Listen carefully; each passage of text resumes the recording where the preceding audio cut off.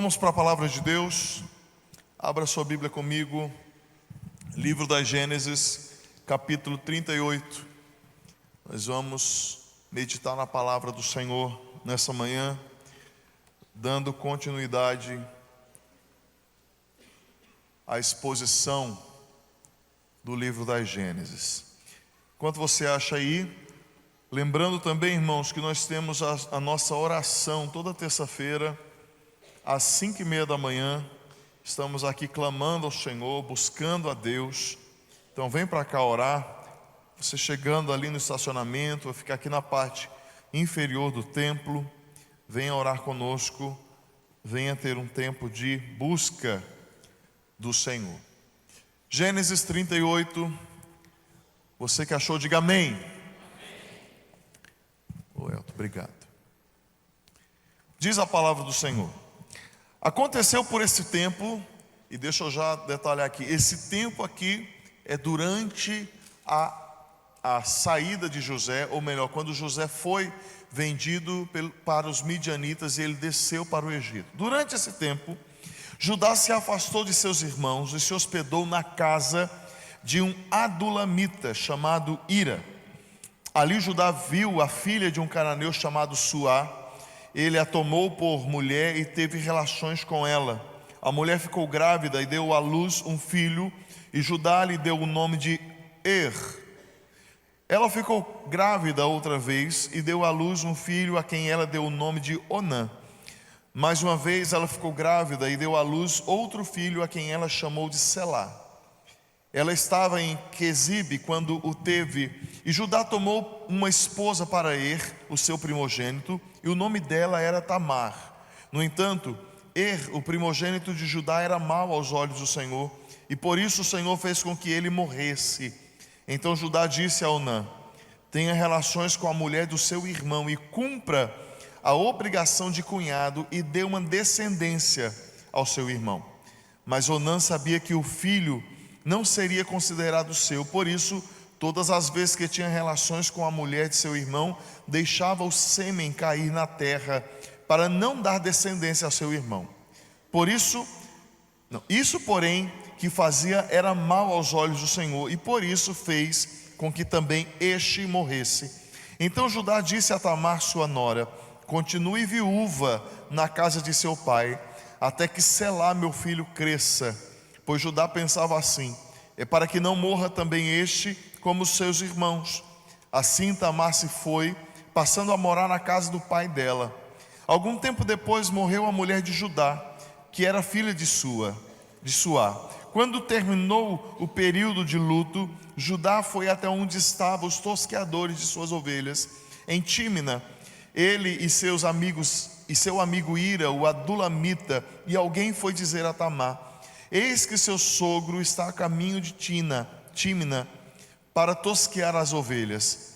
Então ela tirou as suas roupas de viúva e, cobrindo-se com véu, se disfarçou e se sentou à entrada de Enaim, no caminho de Tímina, porque ela sabia que Selá já era homem e ela não lhe havia sido dada por mulher. Quando Judá a viu, pensou que se tratava de uma prostituta, pois ela havia coberto o rosto. Então se dirigiu a ela no caminho e lhe disse: venha, quero ter relações com você. Acontece que ele não sabia que ela era a sua nora. E ela respondeu: o que você me dá para ter relações comigo? Ele respondeu: eu mando para você um cabrito do meu rebanho. Ela perguntou: você deixa comigo alguma garantia até mandar o cabrito? E ele respondeu: que garantia posso deixar com você? Ela disse: o seu selo, o seu cordão e o cajado que você tem na mão. Ele lhe deu os objetos, teve relações com ela, e ela ficou grávida dele. Tamar se levantou e foi embora, tirou o véu e pôs outra vez as roupas de viúva.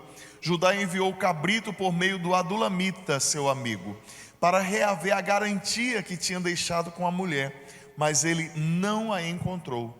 Então o amigo de Judá perguntou aos homens daquele lugar: onde está a prostituta cultual que costumava ficar junto ao caminho de Enaim? Responderam: aqui não havia nenhuma prostituta cultual. Ele voltou a Judá e disse: não encontrei a mulher. E além disso, os homens do lugar me disseram que lá nunca houve nenhuma prostituta cultual. Judá respondeu: que ela fique com aquelas coisas para si, para que não venhamos a passar vergonha. Eis que mandei o cabrito, mas você não encontrou a mulher.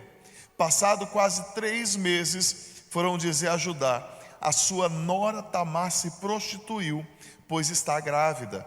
Ao que Judá respondeu: traga-não para fora, para que seja queimada. E quando estavam trazendo para fora, ela mandou dizer ao sogro: eu estou grávida do homem a quem pertencem estas coisas. E disse mais: veja se reconhece de quem é este selo, este cordão e este cajado. Judá os reconheceu e disse: ela é mais justa do que eu, porque não a dei a selar meu filho, e nunca mais teve relações com ela. E aconteceu que, estando ela para dar à luz, havia gêmeos no seu ventre. Ao nascerem, um pôs a mão para fora, e a parteira, tomando-a, amarrou nele um fio vermelho, dizendo: este saiu primeiro. Mas recolhendo ele a mão, o outro nasceu primeiro. E a parteira disse: como você rompeu a saída? E lhe deram o nome de Pérez. Depois nasceu o irmão em cuja mão estava o fio vermelho, e lhe deram o nome de Zera. Vamos orar? Senhor, no nome de Jesus, nós clamamos ao Senhor que nessa manhã o Senhor fale conosco. Tua palavra foi lida e que, mediante a orientação e a direção do Teu Santo Espírito, a Tua palavra seja exposta. Sabemos que é o Espírito Santo que aplica com poder a Tua palavra. Então que Ele encontre em nós disposição, Senhor, para recebermos a palavra do Senhor. Que Ele, Senhor, desfaça em nós, Teu Santo Espírito, desfaça em nós toda resistência à Tua palavra. E que nós possamos recebê-la nesta manhã, de forma tal que o nosso coração seja mudado e transformado para a glória de Deus. Pedimos que o Senhor fale conosco, apesar, Senhor, da fragilidade, Senhor, do pregador, que o Senhor comunique as Tuas verdades ao nosso coração. Oramos no nome de Cristo Jesus, e você diz: havia uma senhora idosa que por décadas foi costureira numa pequena cidade interiorana, e ela era conhecida, muito conhecida na cidade, por ser uma verdadeira artista, por criar coxas belíssimas, de novo, verdadeiras obras de artes feitas com pequenos pedaços de tecido, com retalhos. E cada pedaço para aquela mulher tinha, cada pedaço de pano tinha uma história especial. E um dia ela recebeu de presente um rolo de tecido caríssimo, uma peça valiosíssima, refinada, peça essa vinda do exterior. Mas entre o manuseio da peça, em algum momento, por acidente, o tecido caiu no quintal, e o vento então levou o tecido. E o tecido, arrastado pelo vento, ficou preso, agarrado em uma cerca. Depois o tecido caiu no barro. E quando caiu no barro, crianças estavam correndo para lá e para cá e pisotearam o tecido. Aquele tecido caríssimo foi desfiado, rasgado, sujo, pisoteado. E na sequência, mais uma vez o vento arrasta e faz com que o tecido caia entre os espinhos. Passados dias, a mulher, de forma, digamos, acidental, encontrou o tecido que estava jogado no chão, sujo, amassado, rasgado e sem forma. A mulher então recolheu aquele tecido tão precioso para ela e foi na direção da sua casa. Uma vizinha viu ela com aquele trapo na mão e perguntou: você ainda vai usar isso? Isso não serve mais para nada. E a velha costureira respondeu com um sorriso: esse pano não deixou de ser valioso, ele só se perdeu. Mas agora ele voltou às minhas mãos, e isto basta para que eu faça dele algo belo. Assim é o capítulo 38 de Gênesis. Assim é o que nós encontramos no capítulo 38 de Gênesis. No capítulo 37, nós mal começamos a desenvolver, mal vemos o desenvolvimento da saga de José do Egito, e Deus aparece para abrir, digamos, um parêntese, para nos apresentar a história de um dos irmãos algozes do vulgo príncipe sonhador. Capítulo 37, nós nos deparamos com a história de José tendo seu início, sendo contada, e aí nós entramos meio que no capítulo 38, e de forma abrupta, nos deparamos com a história de uma vida solta. Por que esse livro, por que essa história está aqui? O que ela está nos contando? E nós nos deparamos com a história então de Judá, um homem cuja vida por um momento foi levada pelo vento das circunstâncias, uma vida que ficou suja, solta, marcada por decisões impensadas, alianças erradas, por uma sequência de tragédias que o próprio Judá plantou. O 38º capítulo do primeiro livro da Bíblia parece como um pano rasgado, um retalho no meio de uma colcha que é a história da redenção. Mas fato é, irmãos, que Judá não está ali como um erro literário, mas ele é apresentado como alguém que no meio de tantas quebras é restaurado pelo Senhor. E nessa manhã eu já quero começar falando para você, meu irmão, minha irmã, você não é um erro na história. Sua história não é um fio solto. Você foi feito com um propósito. Você foi feito para a glória de Deus. Hoje à noite nós vamos falar um pouco sobre isso. Nascidos para a glória de Deus. E a história de Judá não está aqui por acaso. De novo, acabamos de ler o capítulo 37 e nós ficamos meio que, quando nós terminamos o capítulo 37, que diz que José foi para o Egito sendo vendido pelos seus irmãos, parece que a gente está como que assistindo uma série, um episódio. Quem já maratonou série aqui? Se você é como eu, termina o episódio e já fica desesperado para ver o episódio seguinte, para ver qual vai ser o desfecho disso. E lendo a palavra, o mesmo acontece comigo. Você vai ler e qual vai ser as cenas dos próximos capítulos, e de repente, Deus interrompe o enredo, joga lá no meio uma história que você vê assim, como assim? E o texto fala: aconteceu por esse tempo que Judá se afastou dos seus irmãos e se hospedou na casa de um adulamita, ou seja, alguém que residia na cidade de Adulão. Já ouviu falar esse nome? Não estou falando da igreja que tem, a igreja inclusiva que tem lá em São Paulo, não. Adulão, depois a gente vai tomar ciência disso, quando Davi se esconde com os cheios, fugindo de Saul, na chamada caverna de Adulão. E aí nós vemos que o texto fala que Judá viu a filha de um cananeu, se casou com ela, ela engravidou, teve 3 filhos, depois ele pegou uma mulher e deu ao seu filho mais velho, e você fica assim, o que isso tem a ver com a história de José? Qual é o propósito dessa história? Onde foi parar José? Cadê o menino do poço? Onde está o sonhador que foi vendido como escravo? Porque do nada esse homem, esse Judá, veio parar aqui. E aí às vezes a gente fica como se fosse uma história de vida solta.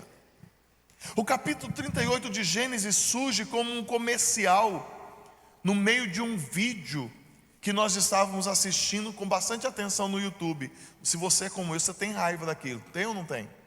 Você fica desesperado para ver se o 5, 4, 3, 2, 1 passa logo. Aí, Na minha ansiedade, eu preferi pagar o prêmio, para você não ter propaganda. E o capítulo 38 de Gênesis é como aquele vídeo que aparece assim, do nada, no meio de um vídeo que você está com bastante atenção no YouTube. E de cara nós ficamos desesperados para apertar o botão de ignorar, porque a gente acha que não tem proveito algum. E a gente lê essa história e a gente fica até meio que boquiaberto, escandalizado. Como uma história dessa vai parar na Bíblia? E claramente, irmãos, a história de Judá contada neste capítulo é a herança direta do que nós vimos na cena anterior. Uma família, porque é o que nós vemos na cena anterior, uma família aos frangalhos, quebrada, dividida, fracassada. Os mais nerds vão entender o termo, né? Mas a história de Judá parece um spin-off, um derivado de uma série, uma ramificação do que estava acontecendo. Todavia, por mais que ela pareça uma história estranha em seu contexto, não é uma história estranha para Deus. E intencionalmente o Senhor a colocou no exato lugar onde ela está. Irmãos, Deus continua no controle da história. Ninguém é um erro. Ninguém está aqui por acaso, existe um propósito. Porque a história de Judá é uma história de redenção, de processos, de jornada. É a história de alguém que por suas escolhas se quebrou, mas também é a história de um Deus que usou o caos da vida de José para fazer dele um vaso novo. Deus não desperdiça sofrimento. Deus não desperdiça nem as escolhas erradas que nós fazemos. Sabia disso? Todas as coisas cooperam para o bem. Talvez você conheça essa sensação de uma vida solta por aí. A sensação de viver sem rumo, sem sentido, fragmentado entre os erros e silêncios, até que Deus se revela. Judá, o irmão que sugeriu, não sei se você vai lembrar, mas ainda lá no capítulo 37, versículos 26 e 27, é Judá quem sugere vender José, seu irmão, para os midianitas, para os mercadores. E agora esse mesmo homem tem um capítulo na Bíblia para chamar de seu. E esse capítulo, onde o pecado é escrito com letras garrafais, porque é verdade que Deus não varreu para debaixo do tapete os pecados de Judá. Nós vemos pecados, de novo, escritos com letras garrafais. Eu não queria usar esse termo, mas só para dar peso.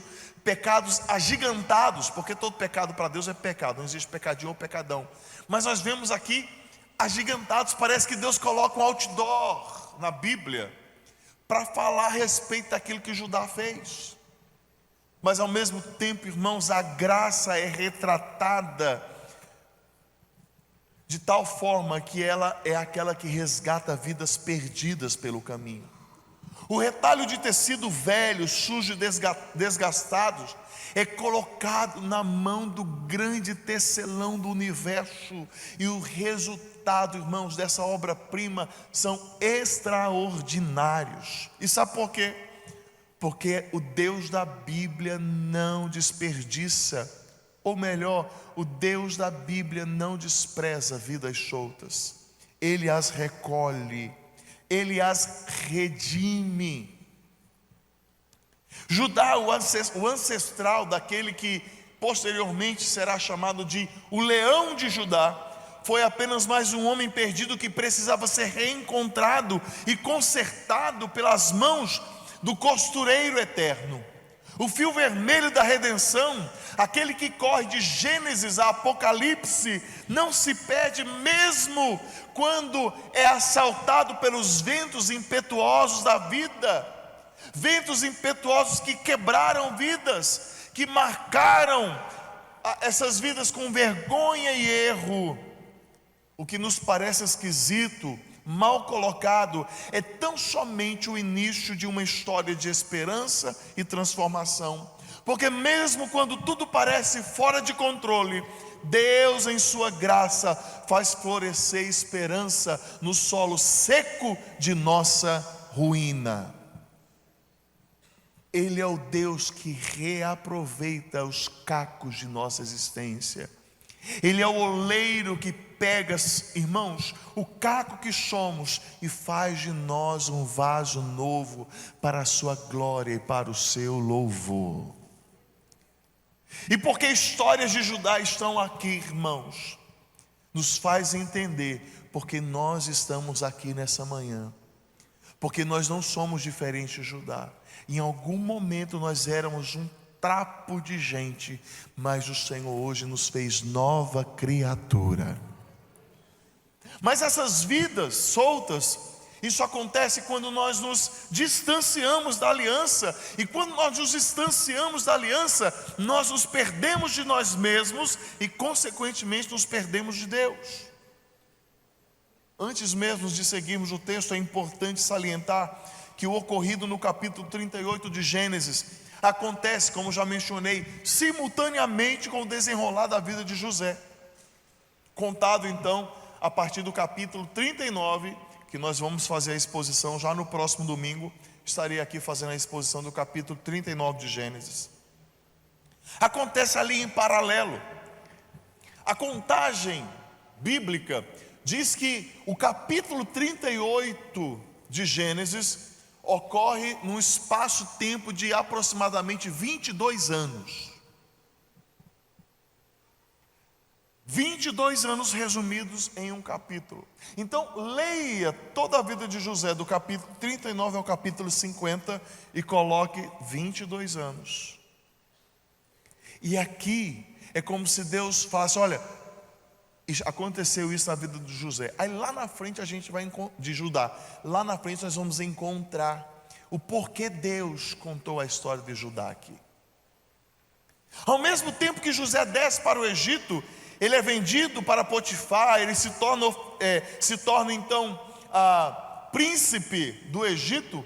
Judá desce, se afasta de seus irmãos, o texto diz, e ele muda de rumo. E eu arrisco dizer, de forma até inimaginável para os irmãos e seu pai Jacó, ele se afasta completamente da aliança que o seu pai um dia fez com Deus. E já de cara, irmãos, ao vermos isso acontecendo, fica claro que enquanto Deus trabalha de um lado da história, não significa que o outro lado está estático, inerte, parado, de forma que Deus não está vendo isso ou aquilo. Tanto a história de Judá quanto a de José nos comprovam que aquilo que está escrito em Provérbios 15:3 é definitivamente irrefutável. E o que está escrito em Provérbios 15:3? Os olhos do Senhor estão em todo lugar, contemplando os maus e os bons. Aleluia. Irmãos, como isso me enche de esperança. Como isso me enche de esperança. Certa feita eu fui perguntado por um irmão: pastor, você não acha que é presunção, muita presunção da nossa parte, achar que num universo tão infinito, Deus se preocupa com pessoas como eu? Eu falei: se é presunção eu não sei, mas que a Bíblia garante isso, garante. E de alguma forma a gente tenta colocar Deus no nosso esquadro, na nossa caixinha de raciocínio. A gente tenta limitar o Senhor. Verdade, nós não podemos estar em todos os lugares, mas Deus está.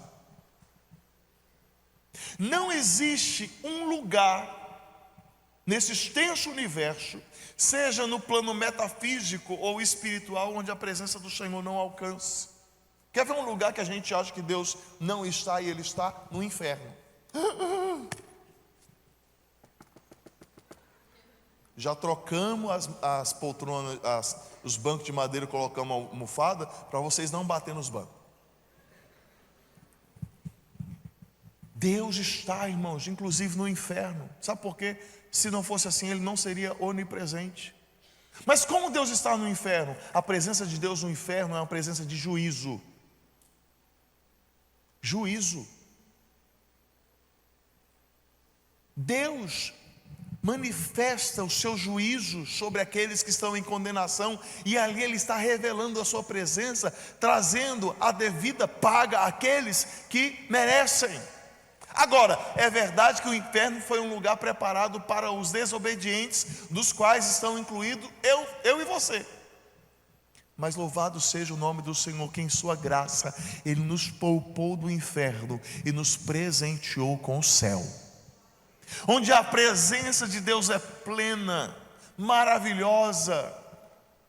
No céu nós não vamos sofrer com o calor de Mogi Guaçu, não vamos ficar numa época como essa desejando aquele sol do verão nosso. Fica aqui frio, porque vai haver perfeição e harmonia.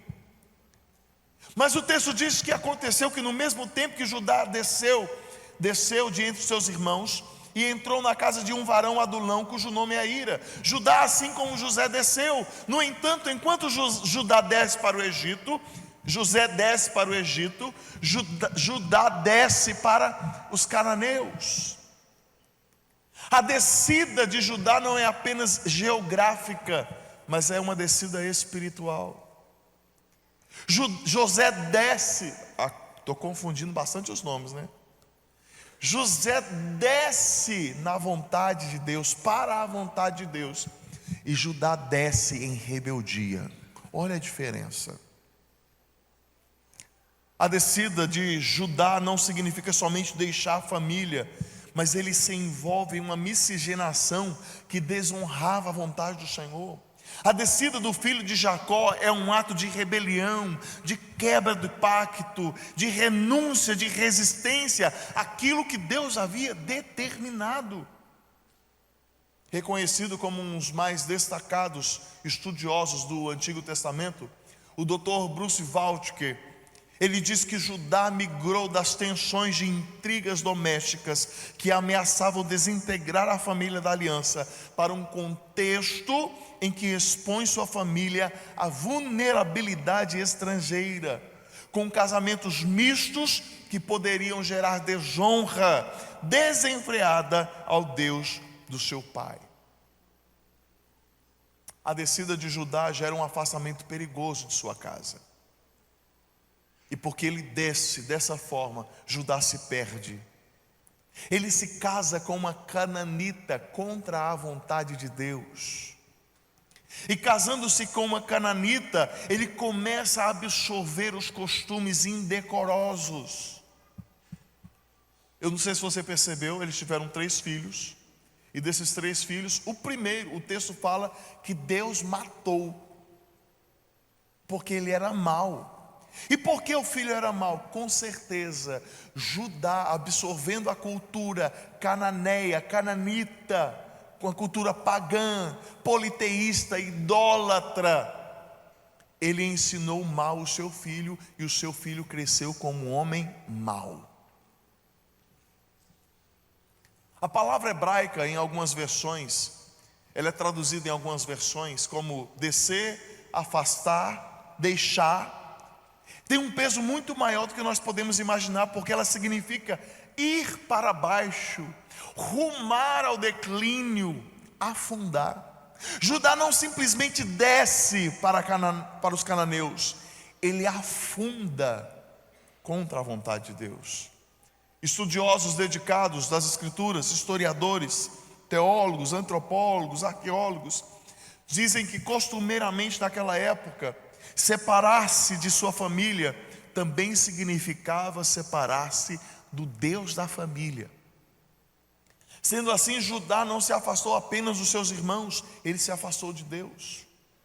Irmãos, quando o homem se afasta de Deus naturalmente, a sua vida fica solta, perdida, sem rumo. Quem conhece aquele hino do cantor Jair Pires, Folha Seca? Eu comparo a vida do homem sem Deus com uma folha seca, conhece? Caída no chão, que vai para onde o vento levar. Tudo é tristeza, tudo é solidão. Seu viver é triste, tão cheio de dor, seus dias amargos sem consolação. Assim é a vida do homem sem Deus, é uma folha seca caída no chão. É uma folha seca caída no chão, que vai para onde o vento levar. Assim é a vida do homem sem Deus, pobre e miserável, só pensa em pecar. Põe lá no YouTube depois, folha seca Jair Pires. Essa aí é para a galera dos anos 1900, Guaraná com olho.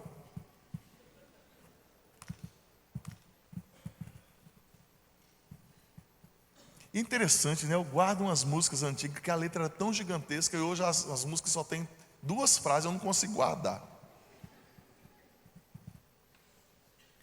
Judá, ele desce, irmãos, ele corre riscos terríveis. E a descida de Judá tem degraus bem evidenciados. Primeiro, ele se distancia da família. Segundo, ele desce fazendo aliança com o mundo, porque quando ele se mistura, quando ele se casa com uma mulher cananita, ele está quebrando a aliança dele com Deus, e ele está então fazendo uma aliança com o mundo. E terceiro degrau da descida de Judá é a maneira como ele cria seus filhos. Pois eu não sei se você percebeu, o resultado foi devastador.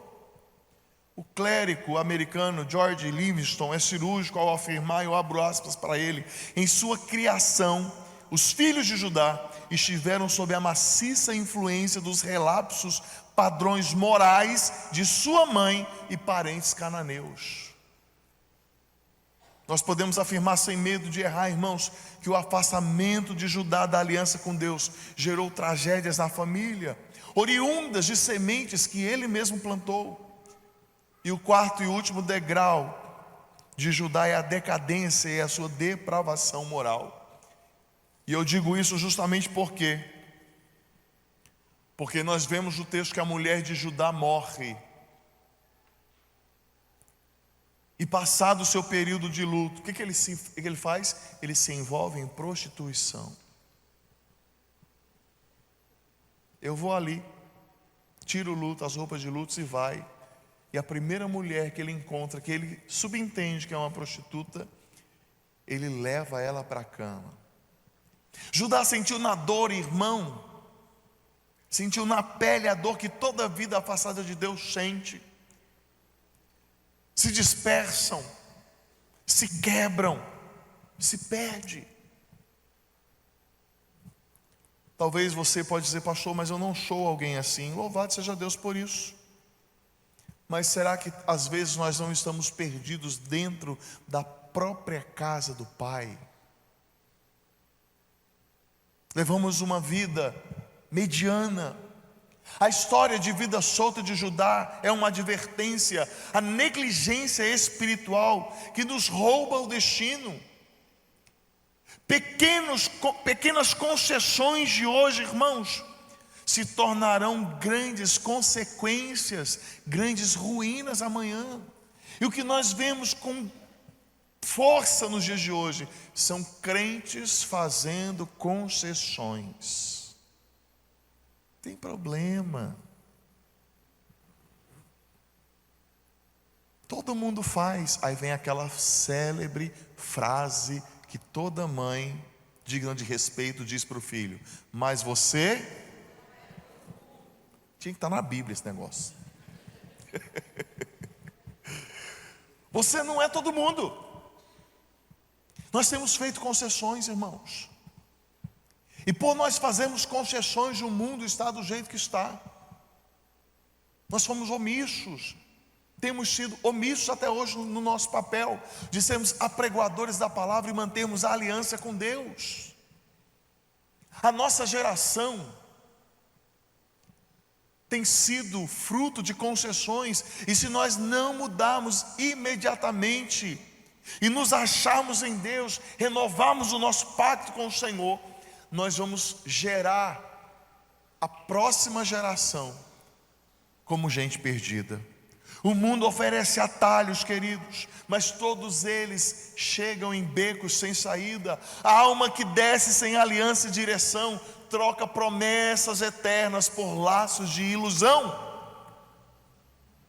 é trocar o certo pelo duvidoso. E às vezes o diabo nos oferece algumas coisas, e eu costumo usar a frase que a minha mãe fala: o diabo ajuda a gente a pecar, mas não ajuda a gente a esconder. Não é sem razão que o nome dele é Satanás, que significa o acusador. Viu? O papel do diabo é te acusar. Mas seguindo, essas vidas soltas por aí também acontece quando Deus intervém para livrar-nos da bagunça que nós mesmos fizemos. E o texto fala que Judá viu a sua nora e pensou que se tratava de uma prostituta, porque ela tinha coberto o seu rosto. Ele se dirigiu a ela no caminho e disse: venha, quero ter relações com você. Irmãos, Deus, olha que maravilha, que graça, Deus intervém, irmãos, na bagunça que a gente cria. Principalmente as mães aqui. Às vezes a mãe chega em casa de um dia de trabalho, ela chega catando a bagunça dos filhos, né? É chinelo, é croque, vou falar lá em casa, chinelo, croque, tênis na porta, toalha para todo lado, cama ainda não arrumada, a pia coberta de louça. E ela chega: ai meu Deus do céu, parece, sabe aquele desenho Demônio da Tasmania? Aí você olha, está tudo arrumado. E eu estou contando isso por quê? Porque Deus às vezes faz isso com a gente. A gente faz umas bagunças, irmãos, porque se nós formos criteriosos e ao pé da letra, era para a gente estar fulminado. E Deus é tão gracioso que Ele vem consertando as bagunças da gente, vem transformando o intento maligno em bem. Já passou por essa experiência que você fez uma coisa, tomou uma decisão, fez uma escolha, que Deus entrou com providência, interveio, e a gente vai: louvado seja Deus. Aí a gente fica naquela: Senhor, nunca mais vou fazer isso, obrigado pelo livramento. Uma semana estamos fazendo de novo. E nós vemos Judá como um homem obstinado. Nós vemos o texto, uma viúva astuta, porque Tamar agiu com astúcia, 2 maridos mortos, uma esposa recém-sepultada. Irmãos, humanamente falando, perdoe-me a minha simplicidade, mas essa história parece não ser uma história digna das Escrituras Sagradas. Parece mais uma trama mexicana, não parece? Se nós formos olhar o começo de Judá, tinha que abrir a Bíblia e cantar: Maria lá do bairro eu sou. Parece uma história mexicana. Talvez um episódio de uma série intrigante na Netflix, de uma família desajustada. Mas irmãos, a história de Judá não figura nas páginas da Bíblia por merecimento, mas por graça. Judá desceu, é verdade, fez alianças espúrias, constituiu família de forma errada, criou filhos que teve no meio desse povo hostil, casou um dos seus filhos e responsabilizou o outro filho com a mesma mulher cananeia. Olha que bagunça.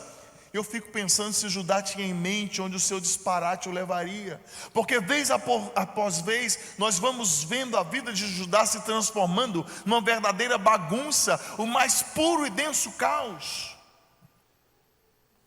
E olha que interessante, é verdade que ele tenta seguir a chamada lei do levirato, ou seja, quando um homem casava com a mulher e ele não tinha filhos com essa mulher, e ele morria, o irmão teria que casar com a cunhada para que o primeiro filho fosse do primeiro marido. A linhagem, havia uma lei, a linhagem tinha que ser perpetuada. Virou uma bagunça. E aí Judá vai casando um filho com outro com a mesma mulher, e Deus vai casando, Deus vai matando, vai casando, Deus vai matando, porque estava tudo errado. E no tempo devido, irmãos, Judá então, ele fez uma promessa que ele não pôde cumprir. E a palavra diz que, por exemplo, o primeiro filho nós já mencionamos, o texto diz que ele era mau aos olhos do Senhor, e por isso o Senhor fez com que ele morresse. Alguns estudiosos especulativos fazem conjecturas sobre qual o motivo da maldade do filho mais velho de Judá, qual maldade ele praticava. Mas irmãos, conjecturas aqui não são importantes e não são devidas. porque o que a palavra do Senhor disse, está dito, e nós precisamos crer. Mas o simples fato de sermos informados da maldade deste homem é suficiente para nos acomodarmos à informação. Mas é fato que este filho de Judá não deixou herdeiros. E o que nós temos então, na sequência, é que Judá pegou o filho do meio e falou assim: ó, você vai ter que substituir seu irmão e dar filhos a ele. E o que acontece? Onã, o filho do meio, falou assim: eu vou entrar nessa barca furada? Eu não. E aí o que ele fez? No momento que ele tinha relações com a mulher, ele deixava com que o sêmen caísse para fora. Era uma espécie de anticonceptivo, um método anticonceptivo. E Deus não se agradou. E mais uma vez, mais um filho de Judá é morto. Aí tem o terceiro filho, era criança. Sendo criança não poderia contratar núpcias com a viúva. Então Judá tinha uma responsabilidade sobre a nora. Porque uma vez que o terceiro filho não podia arcar com a viúva, com a nora, era responsabilidade do sogro cuidar dela até que o terceiro filho chegasse na idade de contrair núpcias. Ele deveria manter a nora em casa. E o que o texto fala que ele fez? Judá mandou a filha, continua viúva, mas lá na casa do teu pai. É o básico hoje assim, eu gosto de você, mas eu aqui e você lá. Ele desobedece à lei. De novo. Era a responsabilidade dele, mas ele transgride a lei. Ele joga a responsabilidade no colo do outro. Uma segunda coisa que é interessante nós pontuarmos, que Judá fez uma promessa mentirosa. Ele falou assim: olha, vai para a casa do teu pai. Está errado, tinha que ficar na casa dele. E ele fala: vai para a casa do teu pai. Quando Selá ficar homem, você vai casar com ele. Mas a Bíblia fala que Judá está fazendo uma promessa mentirosa, porque ele fez isso só para passar um melzinho na boca de Tamar. Porque no coração dele, ele não daria seu filho a ela, porque meio que ele cria que Tamar era um tipo de mau agouro. Essa mulher, permita-me a palavra, é uma desgraçada. Se eu casar meu terceiro filho com ela, vai morrer também. É uma azarada, né? Pai, sinal da cruz. Talvez se Judá vivesse em nosso tempo, ele levaria a água ungida da Universal para Tamar. Ele levar rosa ungida, sal grosso. Quem já viu? Em São Paulo tem uma igreja que eles fazem o Vale do Sal. Alguém já viu? Eles põem sal grosso assim, um corredor, e a turma vai passando no meio. E depois a bispa, ela dá sal para você colocar na caixa d'água da sua casa e no guarda-roupa, para expulsar os demônios territoriais. Porque diz que tem demônio na caixa d'água e no guarda-roupa. Aquele medo que você tem de madrugada de abrir o guarda-roupa, com certeza você está vendo essa bispa, né? Inclusive ela falou também que o mês de agosto é o mês do aniversário do diabo, porque o diabo faz aniversário em agosto. Falei, meu Deus, ela descobriu o cartório que registrou Satanás, né? Judá talvez entraria nessa, irmão, cheio de pensamentos místicos, sincréticos. Mas o que Judá não esperava, irmãos, é que ele entraria no imbróglio por causa do seu pecado, por causa do seu coração pecaminoso. E então a mulher de Judá morre. Ele vive o seu período de luto. E olha que intrigante, a mulher de Judá, a nora de Judá ficou anos de luto. E ele ficou um pequeno período, não cumpriu o luto nem inteiro. Ele se despiu do seu tempo de luto e ele foi para a rua. E quando ele foi para a rua, mal sabia ele que ele se deparou com a viúva de seus filhos, Tamar, que estava coberta, estava se passando como uma prostituta, e ele levou a nora para a cama. Ele não esperava que, em seu desespero, em sua ânsia, para se tornar matriarca da família, Tamar então ia simular uma situação de tal maneira que ela foi parar na cama do sogro. Irmãos, isso não é mais nenhum pano valioso. A história de Judá parece se tornar aquele pano de chão que você limpa e não tem jeito, tem que jogar no lixo. É difícil nós escaparmos da comparação, mas olha que interessante, no capítulo 39, que nós vamos fazer a exposição na próxima semana, nós vemos José sendo assediado pela mulher de Potifar. E o que José faz? Não. Ele resiste. Ele não só resiste, como ele foge. E no caso de Judá, ele não é assediado, ele é quem assedia. Está entendendo a diferença? A diferença entre o homem espiritual e o homem carnal. Um resiste ao pecado e o outro procura o pecado. Judá é um homem carnal, é um bagunceiro de plantão. Mas por causa disso, ele é enganado, ele é passado para trás. O texto diz, lá em Provérbios capítulo 5, versículo 22, as injustiças que os homens mal cometem são uma armadilha. Ele é apanhado na rede do seu próprio pecado. E ainda Provérbios 29, 6, na transgressão do homem mau há uma armadilha. E para fechar, Eclesiastes capítulo 7, versículo 26, achei coisa mais amarga do que a morte, a mulher cujo coração é rede de armadilha e cujas mãos são correntes. Quem agrada a Deus fugirá dela, mas o pecador virá a ser seu prisioneiro. E o que aconteceu com Judá? Se tornou prisioneiro de Tamar. Foi o que aconteceu. A transgressão de Judá não permanece oculta, Deus revela, expõe. Só que Deus não revela o pecado de Judá para destruí-lo, mas revela o pecado de Judá para restaurá-lo. Porque quando Judá foi confrontado pela própria Tamar, o que ele diz? Essa mulher é mais justa do que eu. Ele declarou quando foi confrontado pelo pecado.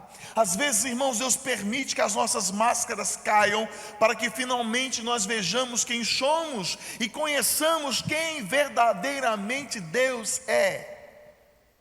A vergonha nas mãos de Deus torna-se um campo fértil para o arrependimento. Deus confronta Judá de tal forma que na repreensão, a repreensão funciona como um espelho para gerar contrição naquele pecador e conduzi-lo ao status de restauração. O que seria de Judá se não fosse a misericórdia do Senhor que o confrontou? Irmãos, às vezes Deus age sobre a nossa vida com a sua misericórdia, mostrando a nossa imundícia, falando como nós somos pecadores. Qual seria o desfecho do herdeiro da promessa, caso o Senhor deixasse que ele se continuasse embriagando em suas concupiscências?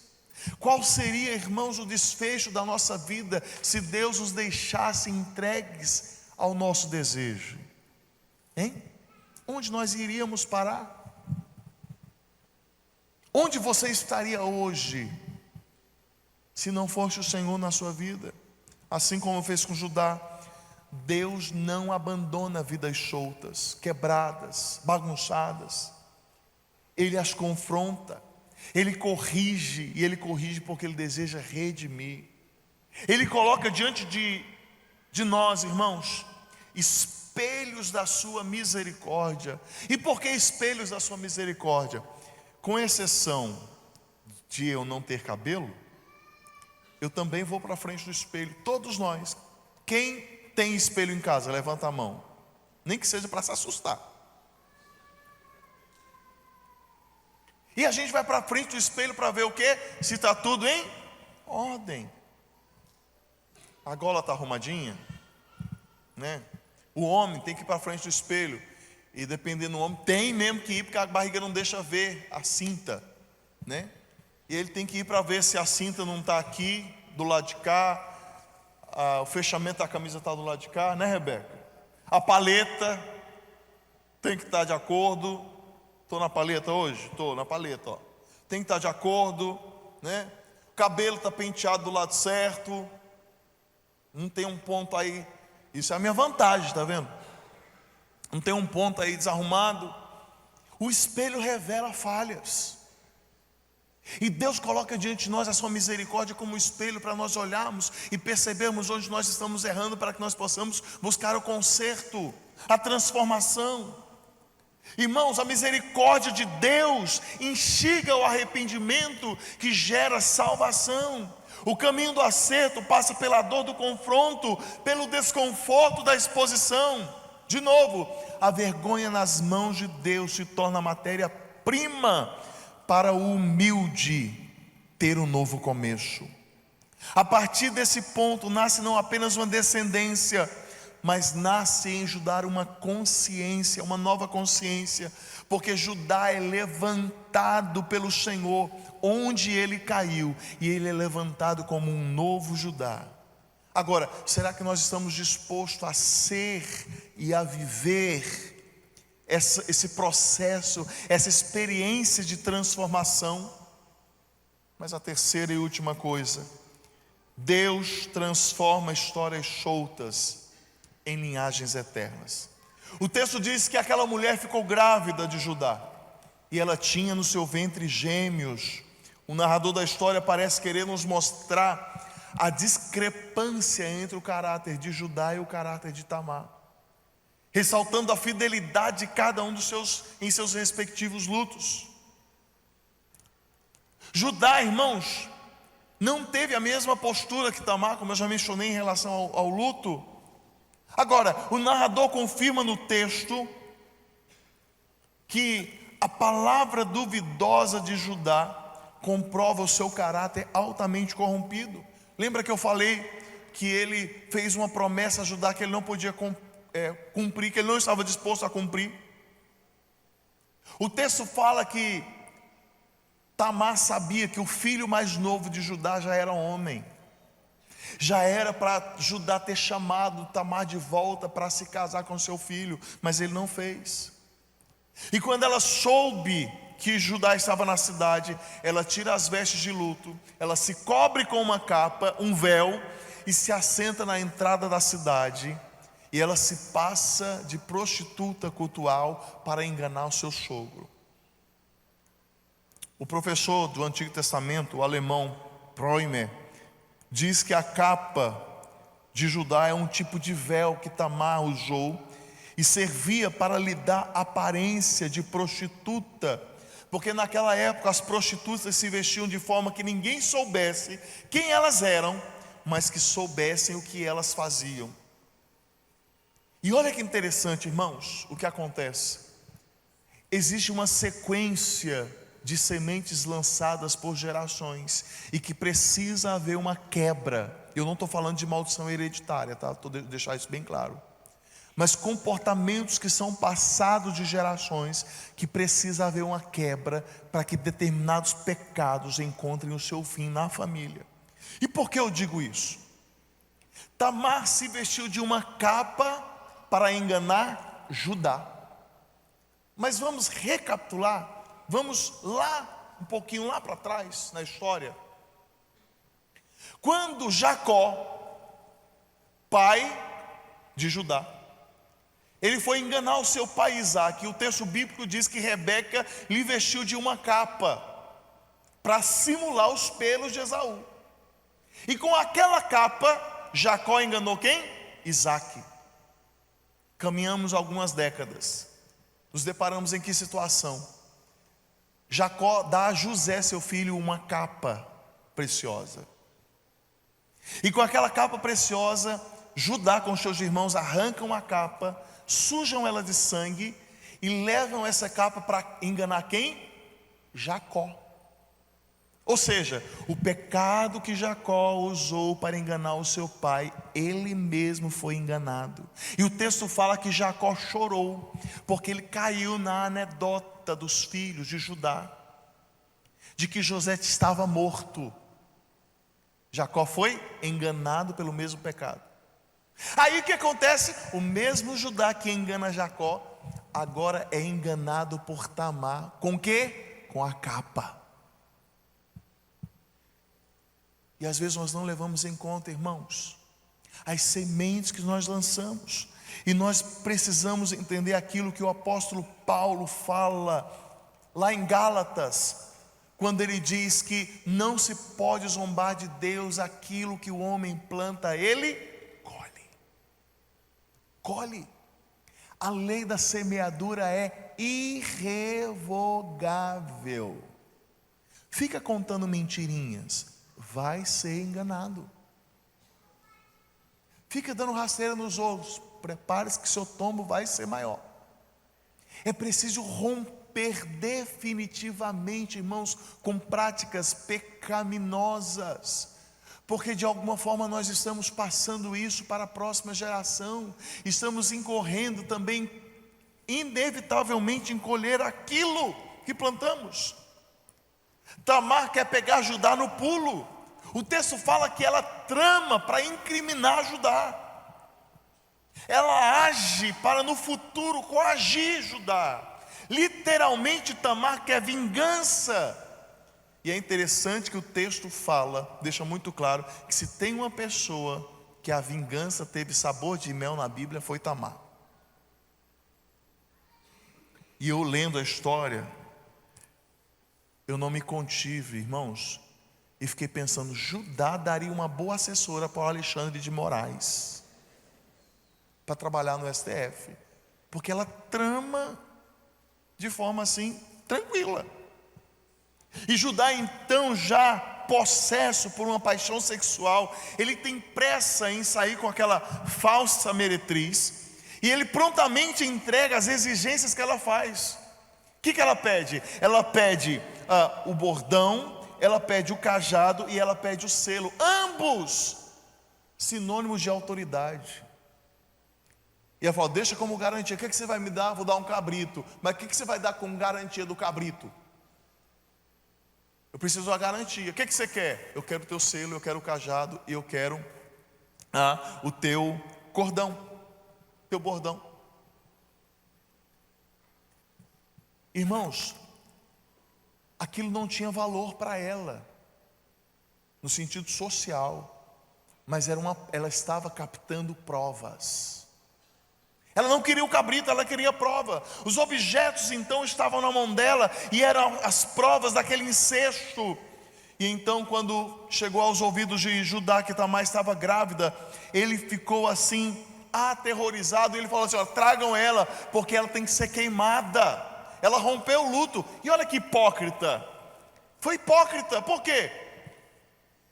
O luto era a responsabilidade dele, cuidar dela. Ele delegou a outro. Ele provocou tudo aquilo.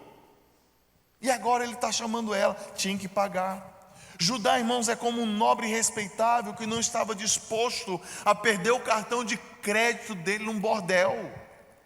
Como assim? E passado então 3 meses, quando a notícia chega e Tamar é confrontada, que a sentença é declarada, o que acontece, irmãos? Ela apresenta as provas. Olha, eu estou grávida do homem que me deu isso. A casa caiu. E aí Judá caiu em si. Judá entendeu, irmãos, que ele estava tremendamente em pecado. Quando Deus intervém em vidas soltas, a consciência do pecado é restaurada, irmãos. Quando Deus entra na história de gente com a vida quebrada, gente que está vivendo aleatoriamente, a consciência de pecado é restaurado. E então nós começamos a trilhar os passos da reconciliação com Deus. Nós podemos presumir que assim como o Senhor leva em conta o arrependimento de Davi, lembra o Salmo 51, que ele se arrepende, Salmo 32, o mesmo Deus que restaurou Davi, que confessou o seu pecado, é o Deus também que começou a restaurar a vida de Judá. E é a partir daqui que, como bem afirma o mestre Hernandes, começa a história da restauração de Judá, de seu levantamento como líder entre os filhos de Jacó, de quem procederia reis para Israel. E é da linhagem de Judá que vem Messias, o Messias, Jesus, o Salvador. Vem para cá, Pedro Henrique. O texto ainda fala que aquela mulher tinha gêmeos no ventre, e no momento do nascimento dos filhos, aquela mulher tem a mesma experiência que Rebeca teve. Os filhos parecem duelar no seu ventre. Olha outra coisa interessante. Rebeca, quando tinha Jacó e Esaú no ventre, o texto fala que Rebeca se desesperou ao tal ponto que ela clamou ao Senhor, e o Senhor falou: olha, 2 nações tem no teu ventre. E no momento do nascimento, o filho mais novo nasceu agarrado no calcanhar do mais velho. Um queria sair primeiro do que o outro.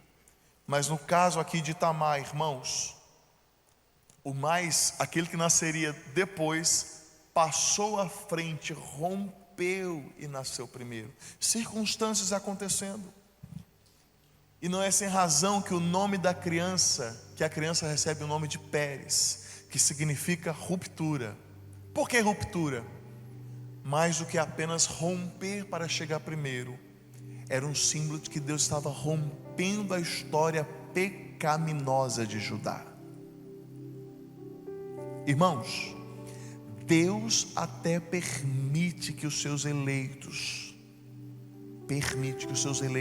tomem caminhos pecaminosos, mas vai chegar um momento que Ele vai romper, que Ele vai quebrar a prática pecaminosa, porque Ele não deixa que os seus filhos permaneçam no pecado. O Deus da graça transforma escândalos em berço de salvação. Deus não tem receios de colocar nomes quebrados. E olha que interessante, nomes quebrados na genealogia do Salvador. E eu digo isso porque quando você vai lá em Mateus capítulo 1, quem está na genealogia de Cristo? Judá, Tamar e Pérez. Deus é especialista em pegar histórias quebradas e construir novos edifícios para a glória dele. Ele é especialista em transformar aquilo que é velho em novo. Como Paulo diz em Romanos 5: onde abundou o pecado, superabundou o quê? Superabundou o quê? A graça. O que era vergonha se tornou genealogia de redenção. Na rachadura do vaso, em vasos rachados, Deus costuma plantar flores de esperança. No meio das cinzas, Deus continua acendendo tochas de salvação. Das linhas tortas da história, Deus escreveu redenção. Do ventre desprezado nasceu esperança, não apenas para a nação, mas para todos nós. O que vemos em Gênesis 38 pode até parecer uma pausa no enredo de José, mas não duvide, é certo que é mais um capítulo na nossa história, na minha história, na tua história. Gênesis 38, mais do que somente uma história sobre Judá e Tamar, é a história de Deus, a história de um Deus que se recusa a desistir daqueles que Ele escolheu. Talvez você tenha uma biografia quebrada, manchada. Talvez você tenha um capítulo na sua história que, se você pudesse rasgar, jogar, apagar, você faria. Mas deixa eu falar uma coisa para você: Deus não está preocupado com o que passou. Deus, Ele está investindo força para que o seu futuro seja glorioso. Não é o que foi, mas é o que será.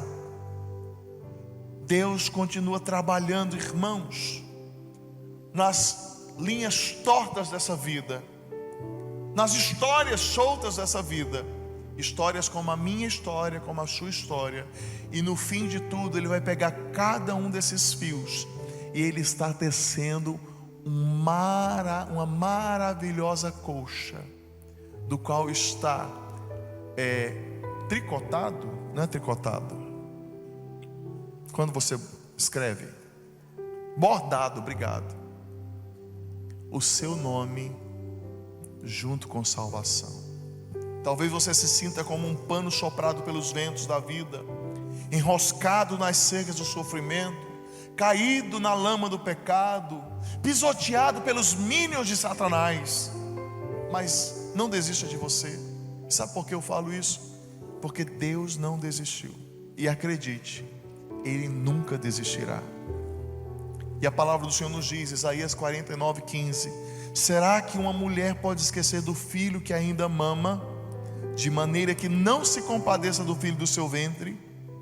Mas ainda que esta viesse a se esquecer dele, eu, porém, não me esquecerei de você.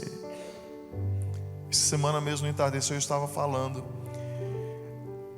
a mãe, né? O texto está falando da mulher aqui, da mãe.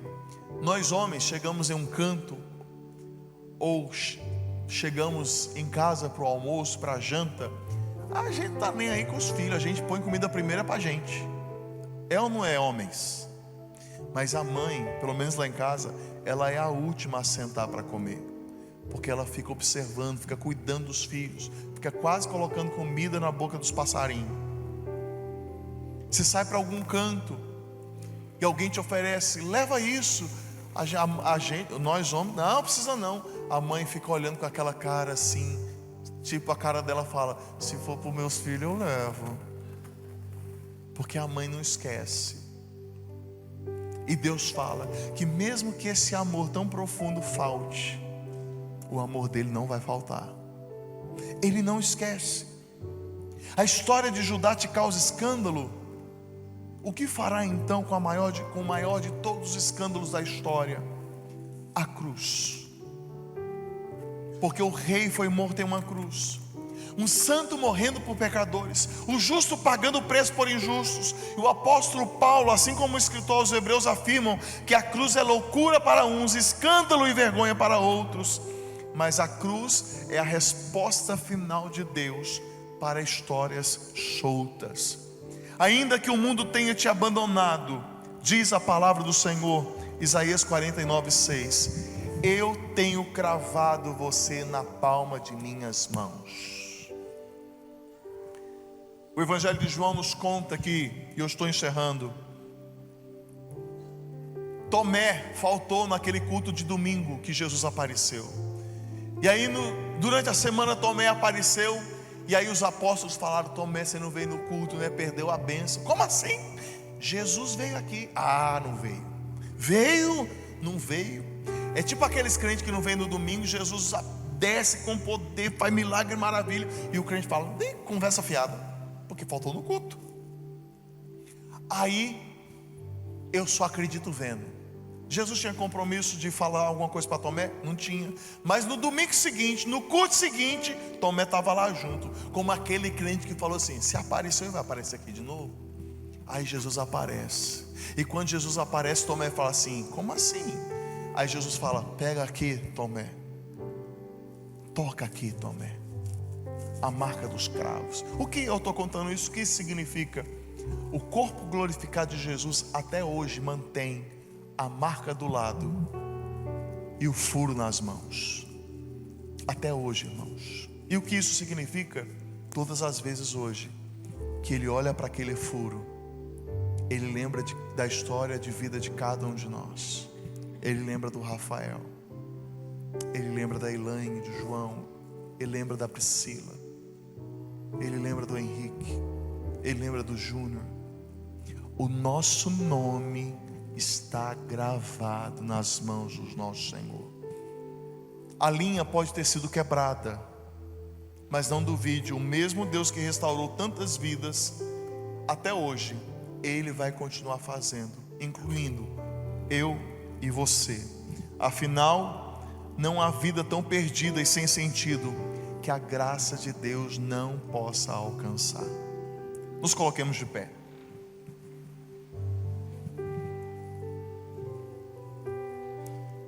E se você, diante dessa palavra, eu vou continuar falando sobre essa temática hoje à noite, só que hoje à noite eu vou lá para o Novo Testamento.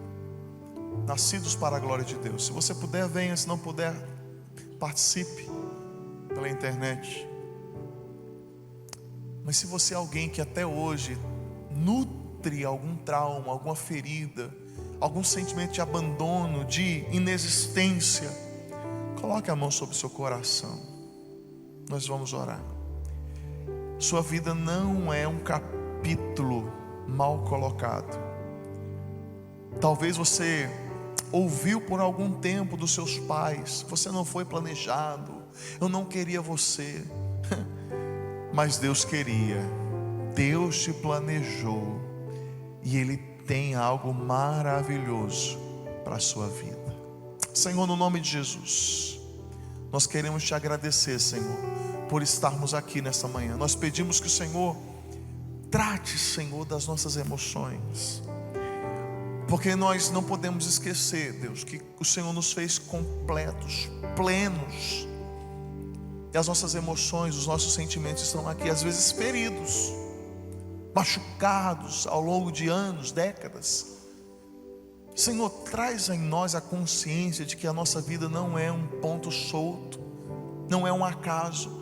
Existe um sentido que está em Tuas mãos. Nos faz enxergar o propósito que o Senhor nos deu.